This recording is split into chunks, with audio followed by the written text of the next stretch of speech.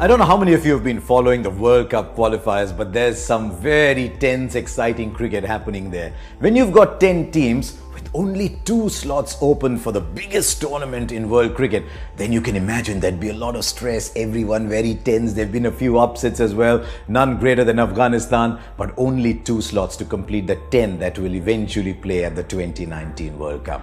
Should there be only 10 teams? That's for another day. But the debate will always be about whether when you're playing at the highest level of the game, every game should be a contest, because television rights money is huge. There's a lot riding on every match, and every match has to be as much of a contest as possible. The counter view to that is that the World Cup is a stage where everybody has to be welcome, where you allow people to show off their skills, where you encourage people, and that's where you take the game deeper. It's a longer debate, which we will do another day here on CricBuzz, but as things stand, there's only 2 slots available, and nobody has come apart as dramatically as Afghanistan have.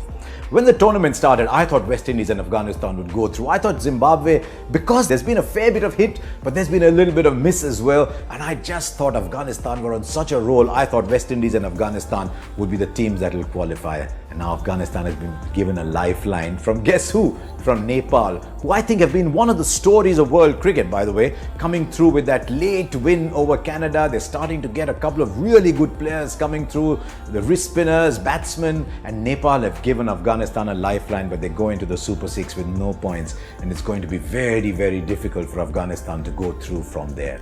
What about the West Indies?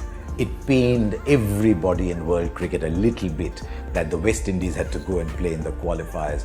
And even as the weakest team in the main draw of world cricket, the West Indies have been a class apart in the qualifiers. And it's good to see the likes of Gale and Samuels and Roach and Evan Lewis going out there and playing. Too much has been talked about who isn't playing for the West Indies, but these stars are going out there and playing the innings that matter. And I think the West Indies are almost through, as they should. I hope we can find a way when the West Indies go to the 2019 World Cup that everybody plays, though they have to resolve the issue of whether the players who brought them into the World Cup should play or whether some of the bigger stars should come back.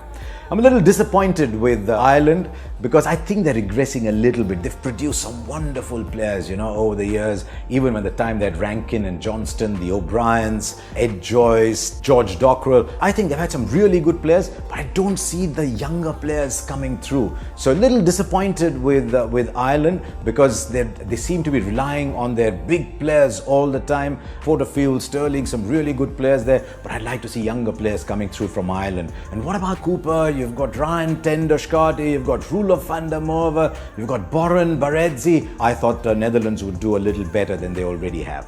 Now, going ahead, which 2 teams will qualify? I think the West Indies are through. I think Zimbabwe have the best chance among those that are left. Scotland are a team of really plucky players, and they've surprised a few. It'll be fantastic for their cricket if they can go through and make it to the 2019 World Cup, given that it's being played around where they're from. So my gut feel is West Indies through, Zimbabwe next favourite, Scotland just bubbling under, and it will require something phenomenal from Ireland and Afghanistan to then go through and qualify.